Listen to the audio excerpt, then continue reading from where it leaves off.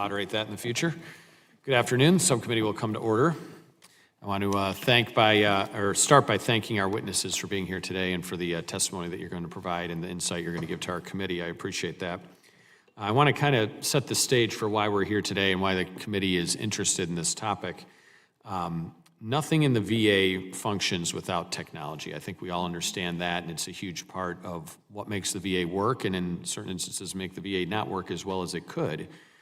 It's also the really predominant focus, of course, of the jurisdiction of this subcommittee as well. It's a simple statement, but it gets to the heart of why OIT's mission is so important. The VA needs reliable, modern technology in order to provide the high-quality benefits and services that our veterans deserve and have earned through their service. Since its creation in 2016, OIT has been constantly fighting a two-front battle. The first of which is to maintain and secure the existing technology systems that we have to shore those up from vulnerability and make sure that they function properly and in the way that we've expected. The second is to replace or modernize what is broken and outdated. It reminds me a little bit of our physical infrastructure throughout the country, where you have roads and bridges that are being maintained over time, but also those that reach the point of needing replacement, and having to do both at once is a difficult and challenging process. So you have my respect for the difficulty and challenges that presents. While it's easy to ask for more money, history has shown that funding alone does not necessarily result in the outcomes that we would like, and many of OIT's persistent issues raises important questions in this way. Is OIT getting the best possible result for their technology investments? Is OIT prioritizing cost effectiveness and veteran outcomes in their decision making? Does OIT operate a certain way because it is the best way, or is it because it's the only way we've ever done it? Sometimes we get into a decision matrix where we've done things a certain way over time, and that becomes the bit of a de facto experience. I run into that here in Congress, and we're elected to do a certain job, and oftentimes we're faced with, well, we've always done it this way, so that's the way we're going to continue to do it. I was pleased to see that President Trump's VA budget request for fiscal year 2026 laid out a brand of smarter, not bigger, and a strategy for OIT that takes direct aim at many of OIT's problems. According to this strategy, OIT will take advantage of past investments in automation and digital services to streamline and become a more cost-effective organization. They plan to change workflows and align similar functions across services to become more efficient. OIT will be making a substantial investment in cybersecurity monitoring and infrastructure readiness to ensure that their hardware and software can meet the demands of VA's growing operations. I look forward to hearing about these plans and more from our VA witnesses today. As technology changes and new problems arise, OIT needs to be flexible and adaptable in order to deliver the best outcome for our veterans. OIT's priorities should determine how the organization is structured, not the other way around. However, we can't talk about smarter IT strategy without talking about the money that VA has spent on IT projects that have not delivered as were expected. For years, this committee has highlighted the wasteful spending, the over-budget projects, poor outcomes that seem to come with all IT projects in VA, but really throughout government, as I've seen. OIT needs to be involved in the conversation from the very beginning before VA buys new IT systems, starts projects, or makes major investments. As I said before, nothing in VA functions without technology, so there must be real ownership and emphasis from the VA central office to involve the experts at OIT in technology decisions. Doing so might help avoid costly disasters down the road. Earlier this year, we held an oversight hearing on VA's software licensing management, where we dug into the reasons why VA struggles to track whether the software licenses that are purchased are actually being used. VA still does not know exactly how much money they are wasting on unused or duplicative software licenses. This committee has heard examples of software that VA purchased, tested, and then put on a shelf, never used after that. That's taxpayer money that is not being used to fix or modernize VA's IT systems because it was spent on IT that nobody will ever use. It's also not going to the benefit of a veteran or rapidly responding to an appeal or developing a claim in a more thoughtful or meaningful or efficient process. Major IT projects that support healthcare systems, education benefits, and financial management are are way over budget and have consistently fallen below expectations. These are just a few examples, and there are many more that we could point to. The people of Michigan's 7th Congressional District sent me to Congress to make VA smarter and work better for our nation's veterans, and I want to do my part to make sure that we follow on that commitment. As the chairman of this subcommittee, my job is to make sure that the billions of dollars that VA spends on IT is accounted for and produces real results. The strategy that OIT is taking seems to focus on being more careful with big projects, making sure they deliver results, and spend money wisely, and are involved in IT decisions from the start. I look forward to discussing this strategy and more with our witnesses here today. Lastly, I'm looking forward to working with the President's nominee for VA CIO, Mr. Ryan Coate, after he is confirmed by my Senate colleagues, and we urge them to move quickly and swiftly in that direction.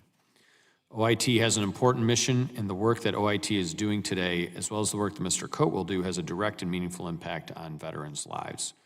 And with that, I want to yield to Ranking Member Baczynski for her opening statement. And again, thank you all for being here. Thank you very much, Mr. Chairman, for holding today's hearing. I'm glad VA's acting CIO is here to present to discuss the Office of Information and Technology's organizational structure and priorities. Everything VA does to provide veterans with world-class health care and benefits they have earned happens on computers. Information technology is foundational to the department. I'll say that again, I really truly believe that that is foundational to the services we provide to our veterans. I am extremely concerned that this foundation is at risk. OIT's fiscal year 2025 budget request was already what many deemed a quote-unquote maintenance budget, mostly due to Republican spending caps. This meant that many in the department's modernization efforts had to be throttled, and VA's already aging IT infrastructure continues to crumble. To make matters worse, the VA administration and Secretary Collins just informed Congress that they tried to illegally transfer $182 million from OIT to VHA and VBA to compensate for even more community care expansion and mandatory overtime for claims examiners. And as if that wasn't bad enough, the fiscal year 2026 budget request cuts OIT's budget by $500 million. In each of our hearings over the past 6 months, I've repeatedly highlighted the importance of OIT and the critical employees in this office. The budget and the planned reorganization of OIT makes it clear that Secretary Collins and the Trump administration do not share those same feelings. I expect to hear from my colleagues that they think Congress has long since over-budgeted and over-resourced this office without fixing any issues.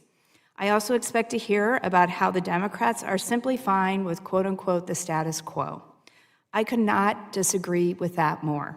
While there are many struggles in VA's technology modernization efforts, they are not going to be fixed by siphoning money and resources out of the office to fund VBA, overtime pay, or community care. This year's budget request indicates one thing, and it is not a decrease of bureaucracy. For years, we have seen a continuous dismantlement of capacity by expanding its portfolio of what it must take on without making equitable investments in resources and staff. More work with less resources is never a recipe for success. Further, I have strong issues with the written testimony VA submitted for this hearing. It's almost as if VA is bragging about the loss of trusted, hardworking, and knowledgeable federal employees, many of whom are veterans themselves, to the Voluntary Retirement Program, or VERA. Of those that participated in the DRP and VERA programs, VA notes 78% of these were retirement eligible, which reads to me that VA lost a significant amount of institutional knowledge and technical expertise. That is extremely troublesome, especially as the remaining VAs are poised to take on more and more work to compensate for contract cuts, staffing cuts, and accelerated deployments. The fatigue that is likely to cause creates major risks for system stability and cybersecurity. I'm also concerned about the office's reliance on quote-unquote natural attrition to reach whatever staffing goals that they have set for themselves or have been set for them. With natural attrition, you can control the size of the team, but it is much harder to control the composition. VA has already lost critical technical expertise, and if the department doesn't get this under control, it's going to lose even more. Ultimately, I'm concerned that if VA's IT foundation is allowed to continue crumbling, the department won't be there for generations of veterans. We cannot allow this to happen. I look forward to hearing from both the VA and GAO witnesses today on this reorganization and the potential intended and unintended impacts. I'll close by saying that I hope VA gets a Senate-confirmed CIO soon. I hope that, whoever the administration chooses, they are competent and qualified to lead one of the largest information and technology programs in the country, if not the world. VA employees and veterans deserve nothing less. Thank you, Mr. Chairman, and I yield back. Thank you, Ranking Member Brzezinski. I'm now going to introduce our witnesses. From VA's Office of Information Technology, we have Mr. Eddie Poole, Acting Assistant Secretary for Information Technology and Chief Information Officer. Very long title, sir. Thank you for being here. Accompanying Mr. Poole is Mr. Jack Galvin, Acting Principal Deputy Assistant Secretary and Deputy Chief Information Officer. Also, a lot to fit on a business card. Mr. Tim Pitts, Deputy Chief Information Officer for IT, Budget, and Finance, and Chief Financial Officer. Ms. Devin Beard, Acting Deputy Chief Information Officer for People, Science, and Chief People Officer. I think we used to call that Human Resources. Is that correct? Okay, thank you. And finally, we have Ms.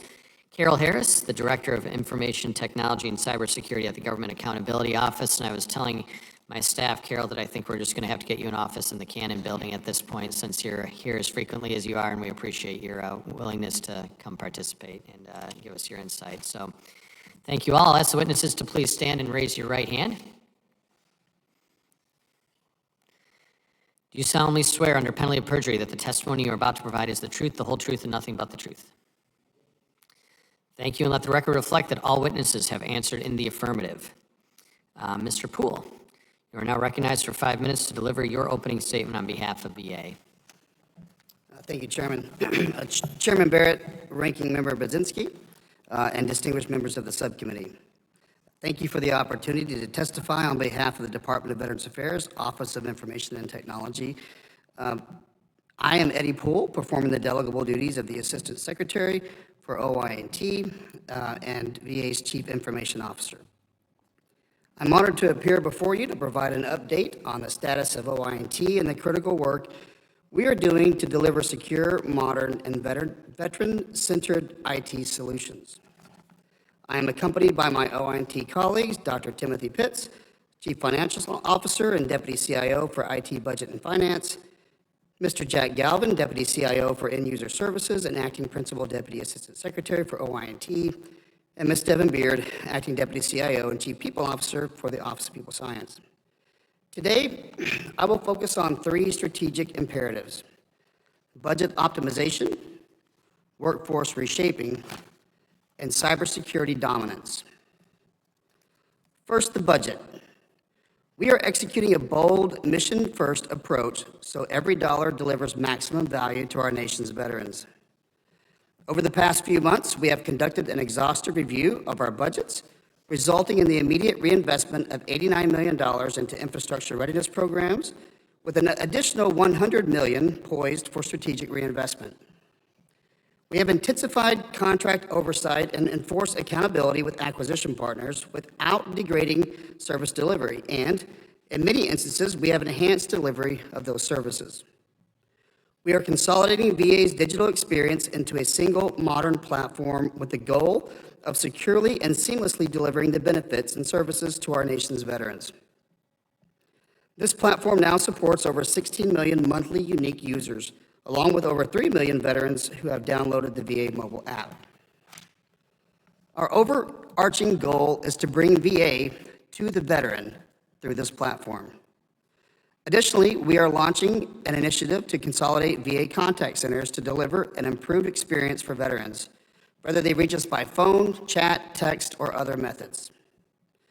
To further optimize, we are requesting changes to appropriation language to eliminate rigid statutory subaccounts and authorize a 3-year availability for IT funds.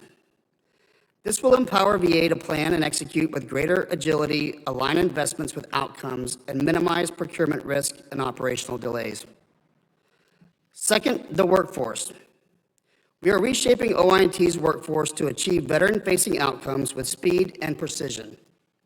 Through participation in OPM and VA deferred retirement programs and voluntary early retirement authorities, 78% of voluntary departures resulted in retirements. In our reshaping efforts, we are simplifying our organizational structure and reallocating and aligning positions to critical IT functions. This reorganization and reallocation of positions is designed to cut bureaucratic overhead, accelerate decision-making, and focus every OINT position on delivering secure, reliable, and modern IT solutions to improve veterans' lives. And finally, cybersecurity. Cybersecurity threats are not static, and neither is our posture. We are pivoting from compliance-based checkboxes to dynamic, threat-informed defenses with proactive risk mitigation to stay ahead of evolving threats. This shift demands that FISMA and FISCAM audits accurately reflect the complexity and operational reality of VA's massive digital infrastructure. We are implementing zero trust architecture enterprise-wide, instilling a security-first mindset that includes rigorous identity verification, continuous monitoring, and strict access controls. Our success requires continued reinvestment in modern cybersecurity tools, skilled personnel, and rigorous standardized processes. The sensitive information we steward demands nothing less than unwavering vigilance and world-class cyber defenses. In conclusion, the changes we are implementing are focused on a single mission: delivering unparalleled, life-changing outcomes to America's veterans. We are not simply modernizing IT systems, we are building a future-ready VA where platforms are secure, teams are agile, and every taxpayer dollar generates maximum impact for the veterans we serve. And with that, I welcome your questions. Thank you, Mr. Poole, and your written statement will be entered into the hearing record. And I assume the rest of your panel from VA is accounted for in your remarks as well. Thank you. We'll now go to Ms. Harris. You're recognized for 5 minutes to deliver your opening statement on behalf of GAO.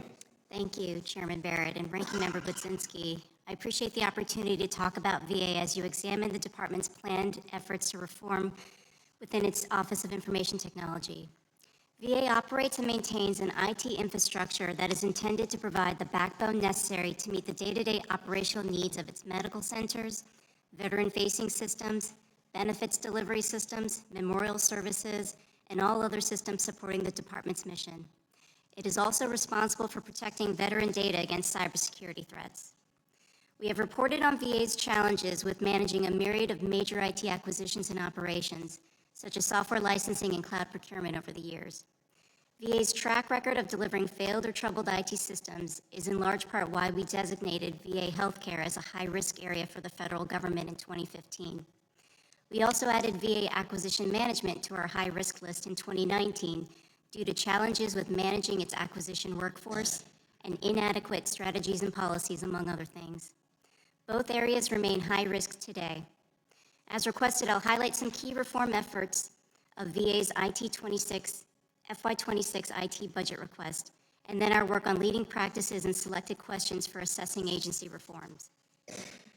VA has requested $7.3 billion to fund its IT systems in FY26, an almost $300 million overall decrease from the prior year. It has also requested funding to support roughly 7,000 full-time equivalent employees, which is an overall decrease of about 11.7% from the 2025 enacted levels.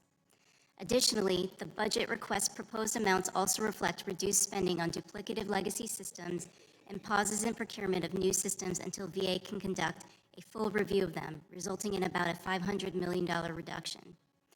Further, VA's request states that a reduction of 931 full-time equivalents is consistent with maturing technology delivery models and a shift toward automation and digital services. We have found that effective reform efforts require a combination of people, processes, technologies, and other critical success factors to achieve results. Our prior work describes 12 leading practices that federal agencies can use in agency reform efforts, including efforts to streamline and improve the efficiency and effectiveness of operations. These 12 practices fall into 4 broad categories, such as the process for developing reforms and strategically managing the federal workforce. Our prior work also identifies key questions that can be used to assess the development and implementation of agency reforms. For example, what data and evidence has the agency used to develop and justify its proposed reforms? How has the agency ensured their continued delivery of services during reform implementation? To what extent has the agency conducted strategic workforce planning to determine whether it will have the needed resources and capacity, including the skills and competencies, in place for the proposed reforms? Consideration of these leading practices and relevant questions can benefit VA's development and implementation of its reform efforts. My hope is that VA will be able to satisfactorily answer these key questions for you today, and if not, be able to pivot to do the work necessary and adjust plans accordingly to be able to give you satisfactory responses in the near future. Because if these leading practices and relevant questions are effectively implemented, such efforts can result in success in overcoming VA's long history of ineffectively managing IT resources. On a final note, we have 26 open recommendations that relate to VA's IT operations and cybersecurity posture. They are foundational in nature, so I strongly urge the department to get those fully addressed quickly. Doing so will put them in a stronger position to succeed in many of their planned reform initiatives. That concludes my statement, and I look forward to addressing your questions. Thank you for your testimony, Ms. Harris, and the written statement you provided will be entered into the hearing record. From here, we will proceed with questioning. I'll recognize myself for 5 minutes. And thank you all for participating in today's hearing. Mr. Poole, wanted to begin with your statements and has some questions for you. The FY 2026 budget document that OIT has laid out a smarter, not bigger IT strategy. Can you give me some examples of how OIT is not being as smart as they could be currently? Thank you, Mr. Chairman, for the question. To your comments that you made in your opening remarks, I believe it was the stuff that's never used. That's stuff that we are no longer doing. So our budget for 26 and beyond will be spent on things that, again, drive maximum value to the veteran community, and things that don't have a use or don't provide value or maximum value. Those will be repurposed and reinvested where, again, we're getting the biggest bang for our buck for the veterans of this country, as they deserve. Thank you, I appreciate that. From there, can you tell me how you are reorganizing your workforce to deliver services more efficiently through the process improvement that you kind of touched on in your opening remarks? Sure, thank you, Mr. Chairman. Again, for OIT's reorganization, we are focusing, again, not just our investment capital, but our human capital as well, making sure that our organization is aligned to effectively deliver the most significant outcomes that we can for the department. So where we have things that, again, are not driving significant value, we are looking, analyzing, and realigning those functions to, again, bring those outcomes that we're after. So essentially, we're simply making sure that every decision that we make, every dollar we spend, every realignment, repurpose, everything that we do, again, our North Stars that we're driving absolute maximum value for the department, and in turn, the greatest impact we can make on the veteran community. Thank you. Would you agree with me that essentially IT and this technological improvement is done to alleviate the need for more manual, human-driven processes, that we can rely more on automated features or more technology-driven process improvement, thereby requiring us to have fewer manual processes in there, and as a result, fewer people involved in that chain of activity going on. Yes, thank you, Mr. Chairman. Yes, absolutely. It is about automating where we can automate, working smarter, not harder. Absolutely. Yeah, I don't think it's not the position of me or certainly of others, I assume, on this committee to completely automate anything to the point that we don't have human interaction in the process to bring about the best outcome necessary. But I think since the dawn of technology, we've used it to do things that alleviate the necessitation of manual, processes and labor along the way. The discussion around reduction in some of the IT staff, around 12%, I think Ms. Harris pinpointed it a little bit more at 11 point something, close to 12%. Can you give us some insight into what that would involve and who exactly would be impacted by that? Thank you, Mr. Chairman, for the question. Yes, in terms of the overall staffing numbers today, we are at approximately 8,205 FTEs. As part of our organizational reshaping, a lot of those billets are being looked at, analyzed, and like I said, the goal is not to reduce necessarily any numbers, but it's to make sure that we're optimizing how we allocate those resources. I will turn it over to Ms. Devin Beard, who can speak a little bit more about the breakdown of the numbers for you. Thank you. Thank you, Eddie. So yes, we are currently about a decrease of 100 employees from the start of January. And we did participate in the OPM, VA, and VERA program within the VA. Those were sprinkled across our organization, but we were able to sustain those without any impact to our veterans due to succession planning, cross-training, upskilling, reassignments, the tools that are in our toolkit to make sure that we every day have the resources that we need to meet our veterans. Thank you. Can you briefly, I've only got about 15 seconds left, can you confirm that no position with actual IT application, like interfacing, coding, things of that sort, are being eliminated throughout any of this process? Once again, we're going through the workforce reshaping activities. Those are all being focused on, are they delivering the largest value? So as long as they align with our guiding light, then absolutely we are retaining those so we can meet our mission. Okay. I was told in some briefing ahead of this that it was mostly in support, not direct IT interfacing positions, but more in the supportive roles of that. Can you confirm that? Yes, I can confirm a lot of the back office or administrative type support functions are absolutely being evaluated. As you mentioned in your opening, do the processes that we have today need to remain in the way that they are? Are there redundancies that have built up over time that we need to reevaluate and make sure that we can accomplish what's still needed, but do it in the most effective manner? Thank you.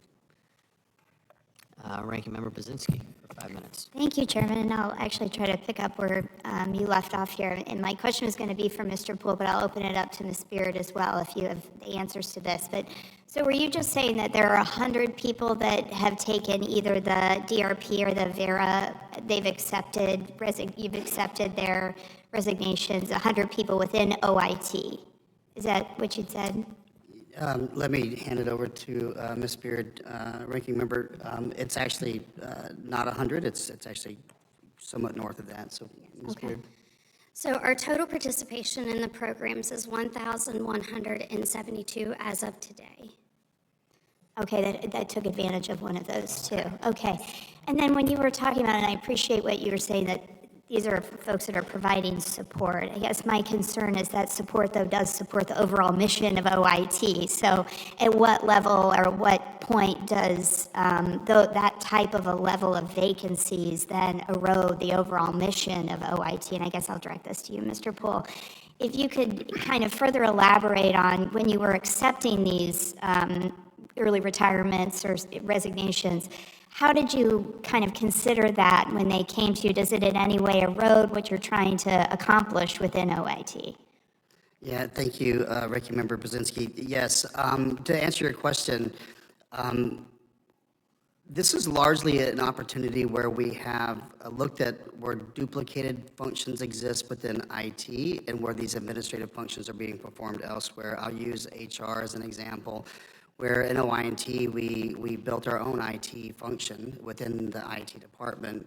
This is a shared service that we can get from the department level HR areas. So that in itself is a pretty significant opportunity where we are able to basically reinvest back into the mission-focused functions of IT to be as mission-facing, mission-purposed as we possibly can. So I guess would it be possible to provide to this subcommittee kind of a list of, who participated in this reorganization and where these resignations or early retirements have come, just so we can kind of better understand? I appreciate the example you gave with HR, but obviously if it's well north of 1,000 people, just concerned about where all those are coming from. Yes, Congresswoman, we can absolutely do that. Okay, thank you.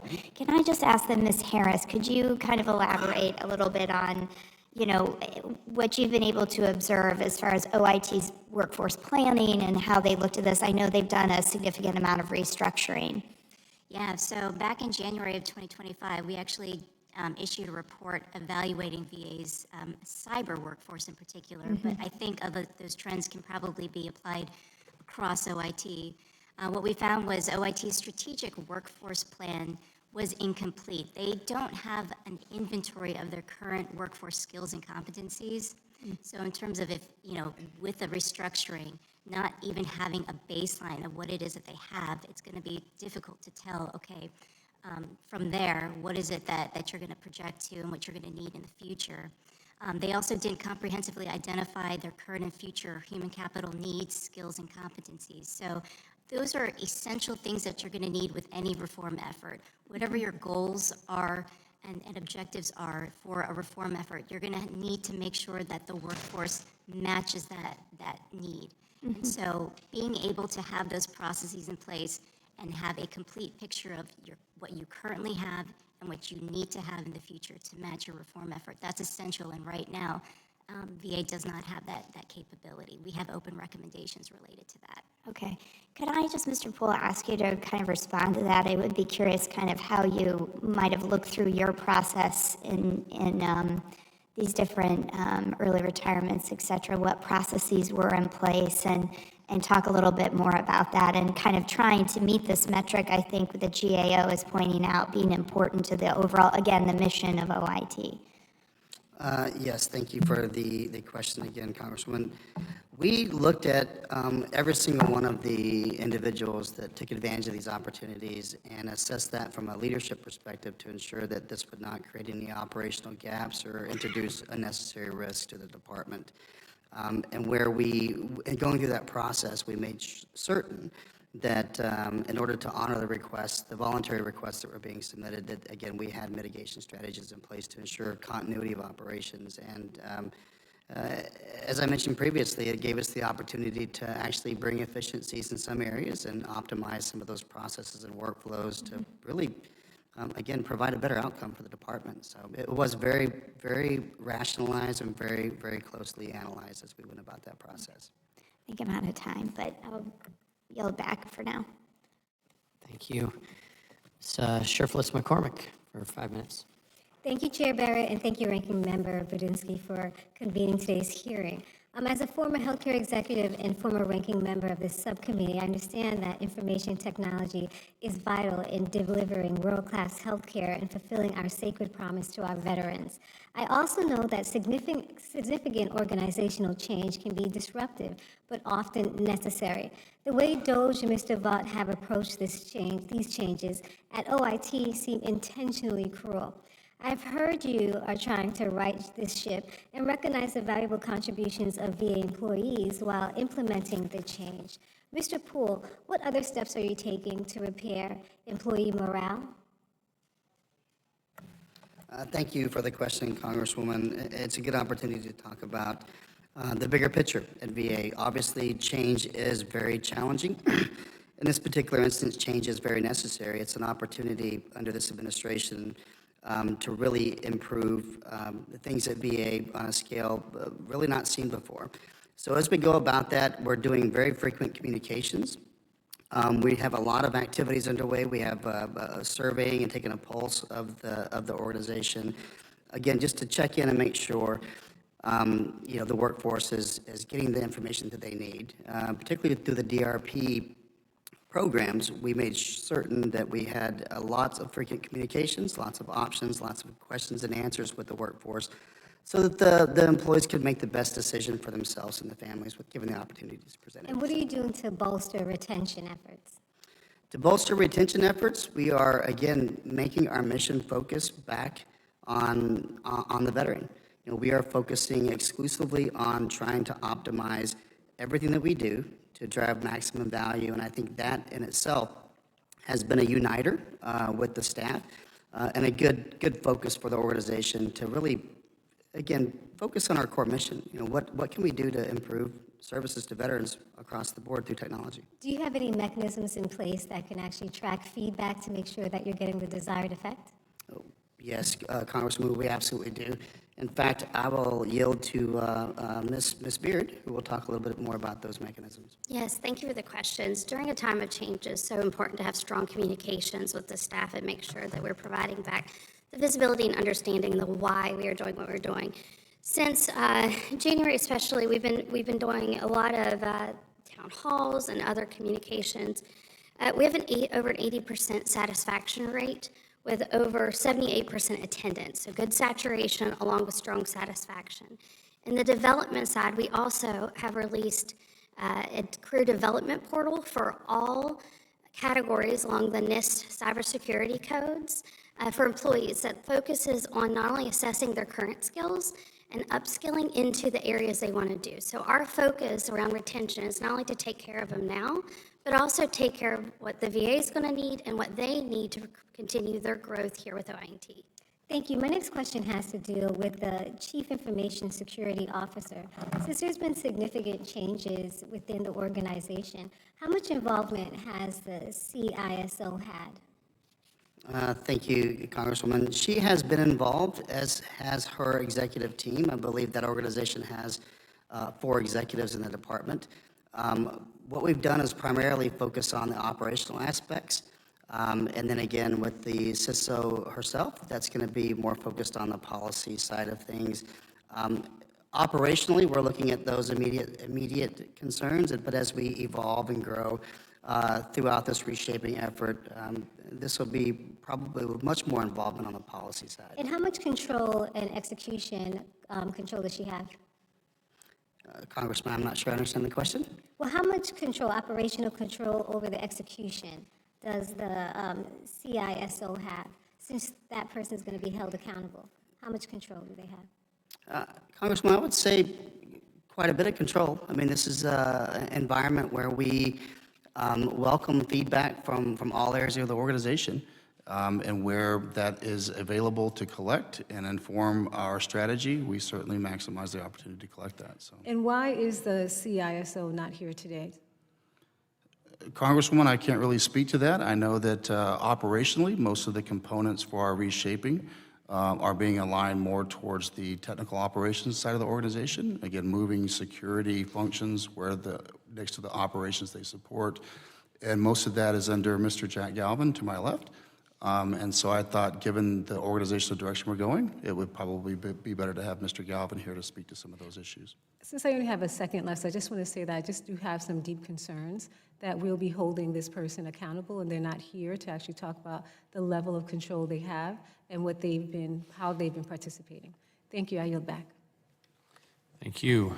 I will recognize myself for 5 minutes again. Mr. Galvin, I want to make sure we get your parking validated for your participation today, so I got to ask you a question. OIT has gone through reorganizations in the past. Can you tell me what's different about this current reorganization and what lessons learned we've had that we can apply to this process that we're in now? Sure. Thanks for that question, Chairman. I think the big game changer for this one is the singular focus that the administration has put on standardization and priority on veteran outcome. You know, when you had your hearing on the software asset management, for instance, you know, we're having conversations now that it's on the how, not the why. We're all in sync with what our priorities are. So saving, you know, duplication, enabling functions for software, for instance, that, you know, don't duplicate but solve the requirement at hand. You know, I think that's the big game changer, I think, for change in this organizational change than, you know, in the past. I've been through many of them. Each one is built upon each other. You know, I'd like to say that, you know, principles have staying powers. There's priorities that change, but principles of operation, especially in IT, have staying power. And, you know, we still have the principle of cybersecurity, the protection of veteran data, the, you know, performance, service performance, ensuring we're accountable for system reliability and accountability. I think, to speak to some of the other conversation, is there's an excitement building now to deliver, you know, real outcomes. You know, EHRM acceleration. I mean, we're chomping at the bit to show that, you know, in your area in Michigan, you know, we're ready to go. Our 4 sites in Michigan are already prepared in terms of their heavy lift IT infrastructure. We have a complete dashboard that shows every site across the VA in terms of their readiness status. In fact, all 13 sites in the next year, in FY26, are ready in those 4 key areas of, you know, devices, network infrastructure, wireless. All of that is done already. In fact, next year we'll be working on FY27, thanks to Dr. Puetz here, and keeping a steady flow of the infrastructure readiness program and the funding that we have for technical debt. Thank you. I appreciate that, and I understood some of what you said, so that was helpful. To me, it feels like in the past, some of what we were doing with technology was like layering on, stacking up, instead of replacing systems with one another. We were kind of adding to and layering up and up and up, and next thing you know, we've got so many systems, there's not as many unique users using each one of them, but nobody wants to give up the legacy model of whatever they had that they were used to using, instead of kind of learning along the way and upgrading into what they were, you know, more familiar with. I remember when one of the legacy Windows versions finally stopped being supported, and people were struggling to, you know, move up to whatever the next or newer generation of that was. Sometimes that's necessary, and I feel like with technology, we can't move at the pace of the slowest participant. We have to move at the pace that is necessary to move the organization along. And I think that having that in mind is important. I've heard the Secretary speak a number of times at some of his observations, and how when he walked in the door on his first day, he couldn't even know how many people were in the department and where they were all assigned, because you had different payroll systems and different human resources management systems and all these other things that are not delivering care and benefits to veterans. They are simply the you know, running the system itself. And they are kind of a drag, if you will, on the efficiency of the overall system if we have duplicative processes and more than one system in place doing the same thing, or this, you know, part of the department over here is using this thing, but this department's using that. They do the same, or they have the same purpose, but they're now duplicative in nature, and then you've got to have IT resources designed to cover both of those, when instead you could have one that covers the total system. So I think that there's a lot there that can be done better. I hope that we all recognize that, especially when it relates to IT. Dr. Puetz, can you tell us, from your perspective, how important is it from a resource allocation perspective to have an efficiently organized workforce specifically around these IT projects, so that people kind of know their mission and they have the site focus that they need? Thank you for the question, Chairman. When we talk about resources, people, and money, it's only as effective as we put against the actions that drive outcomes. So it is very important, to answer your question, that we have that aligned. Like we talked about in the beginning, it's not about bigger budgets, it's about smarter budgets. And so that's where that alignment occurs. Do you have the traceability from the dollars that were requested through the activities that they're invested in to ultimately what is produced for the veteran at the end of the day? It's about setting controls, working with IG to have a control environment to make sure that the plan is enacted as placed by the department. Thank you, I appreciate that. I am out of time on this round of questions, so I will yield to Ranking Member Baczynski for 5 minutes.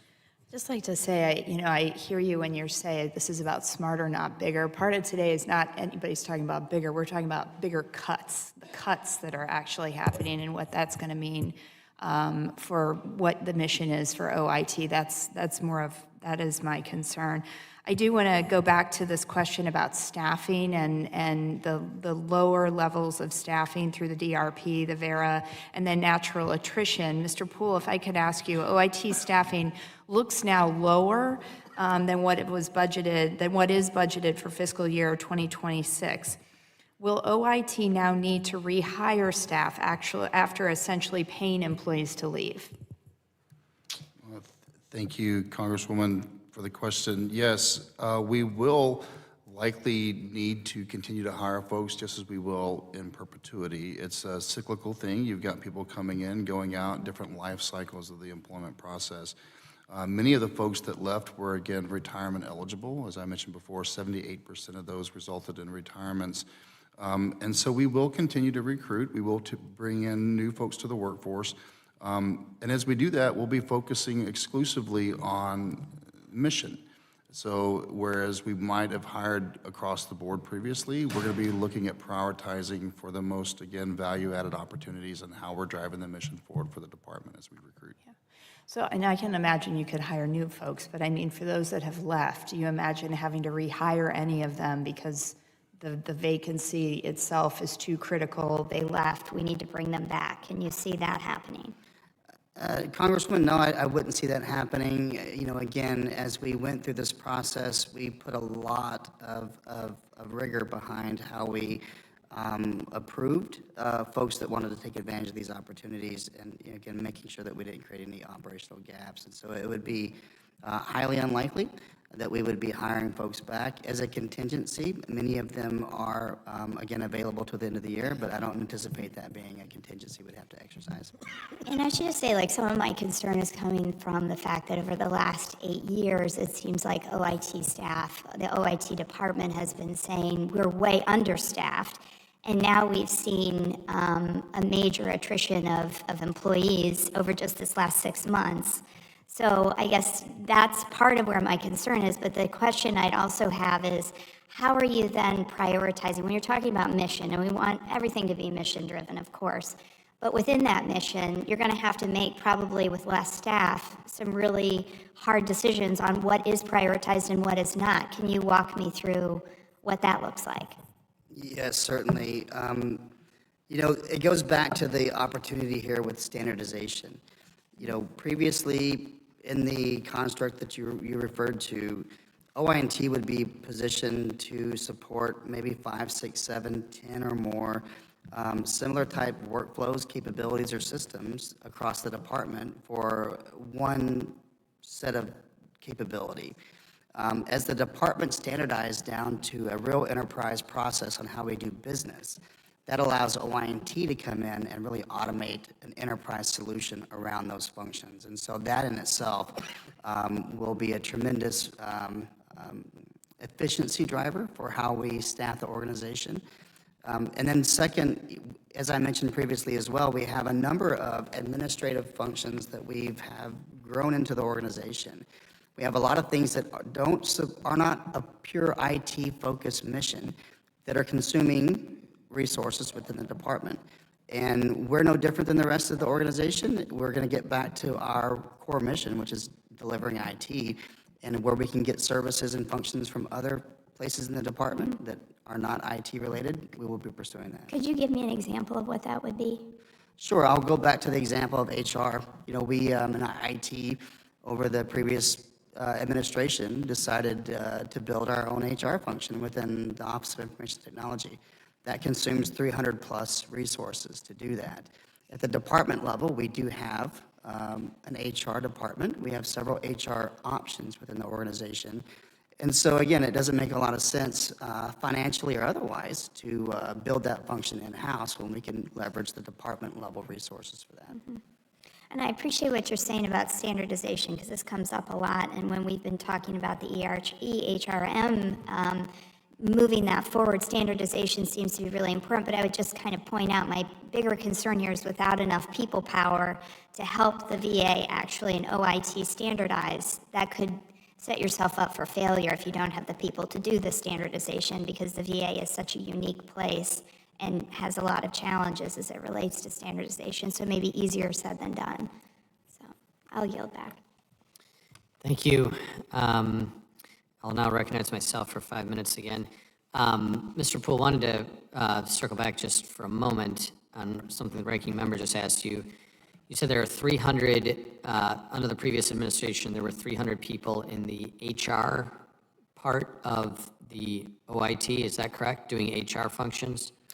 Yeah, Mr. Chairman, that was an estimate, around 300. I believe Ms. Beard has the exact number if you want it, or we can take that for the record, but roughly 300 resources. So 300 out of 8,200 were doing HR functions that could have been or would have otherwise been done by the department as a whole and absorbed into the workflow of the department, into the, I'm sure, robust HR portfolio of managing 400 and some odd thousand people within the department. Would you say that's fairly accurate?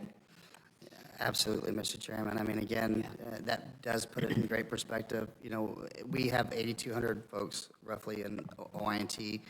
Do we need a 300-plus person organization to do our own? We're driving the business to standardize on common technologies. We'll do the same. Yeah. Ms. Beard, do you have anything further on that? Yeah, I just do have the number. It's 242. We do have some additional upcoming attritions through the programs of impacting that, but do reinforce the focus about how we can, once again, make sure we still get the services we need for OINT to meet our veterans' needs, but also make sure that we have the capabilities to achieve that through the HR functions. Sure. And is that roughly 300 or 242, or the number you gave me, is that included in the roughly 1,100 that you talked about in like deferred retirements, things of that sort? Yes, Mr. Chairman, it's spread across the board. Yeah. It's really, you know, again, we did not exempt any positions as part of that from OINT perspective for the DRP programs or VERA. And so that 1,100 consists of multiple different domains and areas within the organization. Sure, but they also, those 300 people, I'm not minimizing or suggesting they don't have a legitimate, you know, work ethic or anything, but if that job can be done on an aggregated level, there's not a reduction in benefit for a veteran or a delayed in a claim or anything of that sort that would result from that job being done by a higher level department asset.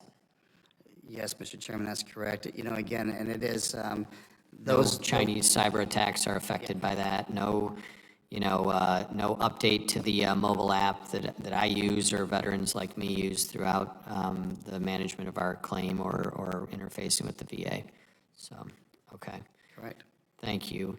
Mr. Poole, VA's budget documents describe a buy before build strategy. I think that's a good insight into some of the motivation for how we make this better. You know, do we have to design it from the ground up, or can we take something that is pre-existing and kind of, you know, modify it for our use within the department? Can you kind of give me some insight into how that works and what the motivation behind it was?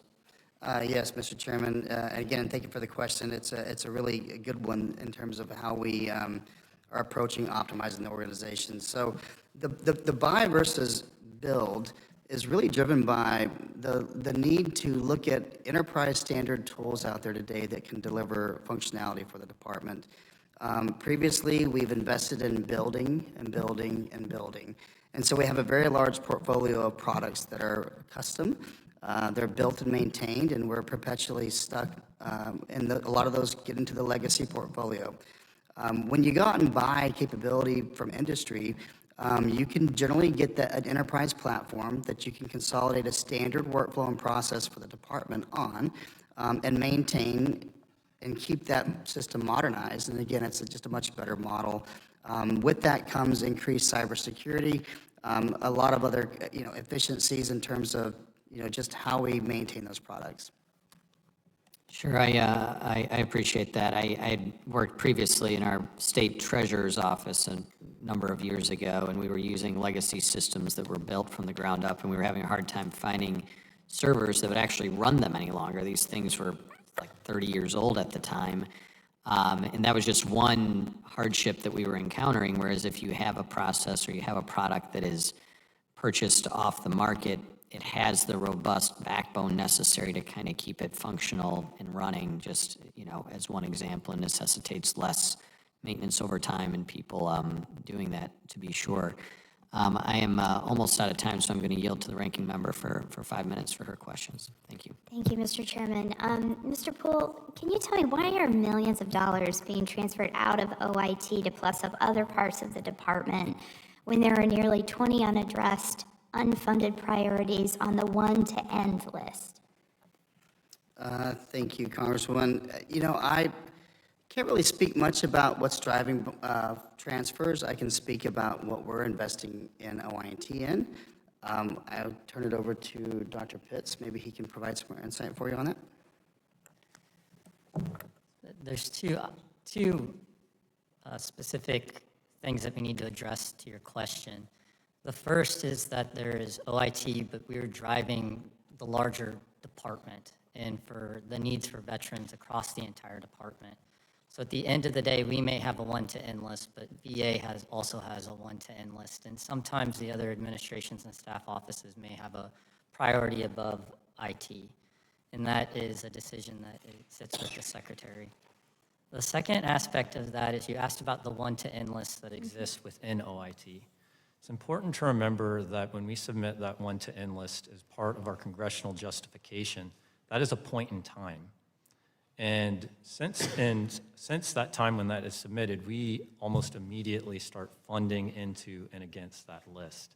So that list that you've seen, we've been able to start to drive down our one-to-end list. We look at this monthly with our end-of-month close, and where we are able to identify savings, we're able to reinvest in real time. So we don't wait for the end of the year to come and then pay down our one-to-end list. It's happening in real time. So again, with budgets, it's point in time, and good organizations aren't just planning for the future, they're moving in real time to create it. So a follow-up question to that, because I did take time to look at the one-to-end list, and like the top 5, issues. One was cybersecurity and incident report. The second was data privacy and security. The third was governance, risk, and compliance. You go to 5th, it's threat and vulnerability management. These are all at the very top of the one-to-end list. And those sound very serious to me. So what you're saying is that those have been resolved? So in the opening testimony from Mr. Poole, you've seen that when we were here last year about this time, we said that we are carrying some risk within our cybersecurity and IRP, and that we will fund against that to really buy down that risk. So that's exactly my question, though. And that's Excuse exactly, me. So that's my question, though, is you've transferred money away. My understanding, though, is that if those millions of dollars, the fiscal year 2026 budget requests $434.2 million decrease from fiscal year 2025, that difference alone, from what we understand, would basically solve 70% of what's on that one-to-end list. Yes, ma'am, that is correct. I can also say that we have invested over $100 million in our IRP, and I just signed off documentation to put a major investment within our ZTA just in the last few days. So the funding is being redirected to these key priorities, and we're spending down against that risk. Okay. Mr. Poole, your testimony highlights a reinvestment of nearly $200 million from contract cancellations. Can you provide the committee a full list of contracts canceled within OIT And where this money is being reinvested? Thank you, Congressman. Yes, we can take that back for the record and provide a list as requested. I would like to just add on the last question. Just for clarity, our one-to-N lists are a capturing of requirements, whether they be valid requirements or things that we'd like to do. These are outside of our base budget normally. These are things that we know are unfunded largely, that we will be able to fund as funding becomes available, for various reasons. This is how we prioritize those lists. So the ones that you mentioned on top, those are largely ones that you can normally assume will be funded. It's when you get further down the list, it's just a racking and stacking to make sure that we capture those requirements, and then we can invest in those as we're able to do throughout the fiscal year. So just to clarify, so you're saying that with the $434 million that's being cut from OIT's budget in fiscal year 2026, you're still going to be able to resolve all of that on the one-to-N list? Congressman, like I mentioned previously with the standardization approach to how we're approaching things, again, the reference to where we may have 20, 30 different similar capabilities in the environment today, consolidating down to one enterprise platform, again, the opportunity from a fiscal perspective is pretty substantial. So yes, I do believe with the funding that we have, we will be able to meet the majority of our needs. Okay. I have a question about DOGE. Was DOGE or any of its representatives involved in the contracts that were canceled? So we don't have DOGE employees at VA, and I do understand that there is being sensitive to ongoing litigation that I'm aware is underway. We'll have to refer you to our Office of General Counsel for a follow-up on that. Okay, I'm over time. Sorry about that. That's okay. We're going to move to closing statements. So I want to recognize you for your closing statement.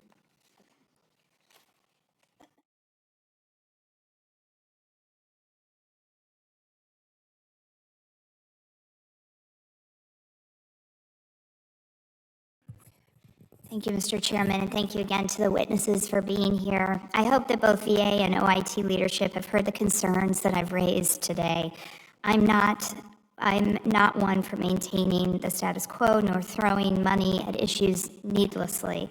I am not one for maintaining the status quo, and again, I do believe in mission-driven work, so I appreciated those comments. Improvements to VA's organizational structure, processes, and strategies and operational workload can and should occur. However, as the ranking member of the subcommittee on jurisdiction of this jurisdiction, I believe that this change must happen methodically and must be driven by data. VA's IT Foundation will not continue to support the department's mission otherwise. Unfortunately, I have not heard today anything that really reassures me here. VA's answers have not indicated that the reorganization, staffing, or budgetary decisions were reached using data or evidence-based strategic thinking. I'm concerned that this was rushed to be finalized before a new permanent CIO could be confirmed.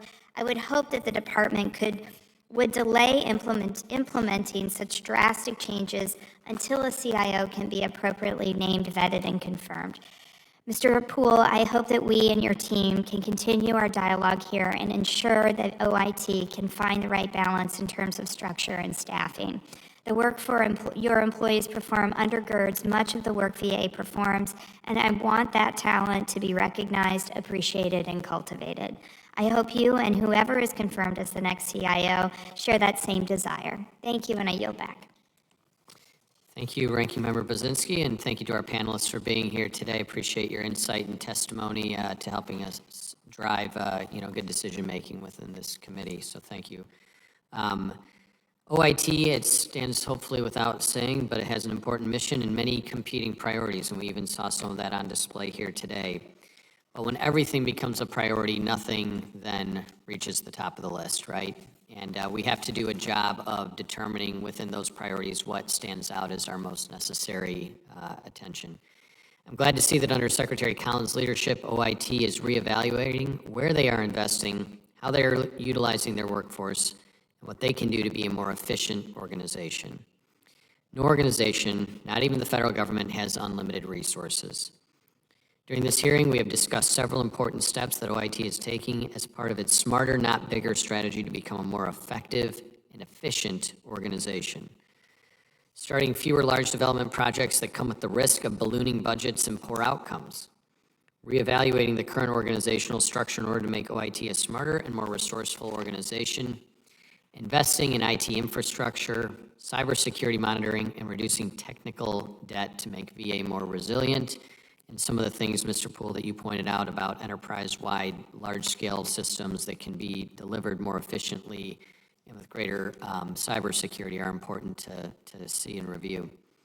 I look forward to working with the OIT witnesses here today, and once Mr. Code is confirmed to accomplish these goals and more. As the chairman of this subcommittee, I will continue to ensure that OIT has the right priorities, the appropriate responsibilities, and is organized in a way that best supports the VA's mission. I ask unanimous consent that all members have 5 legislative days to revise and extend their remarks and include extraneous material. Without objection, that's so ordered, and this hearing is adjourned.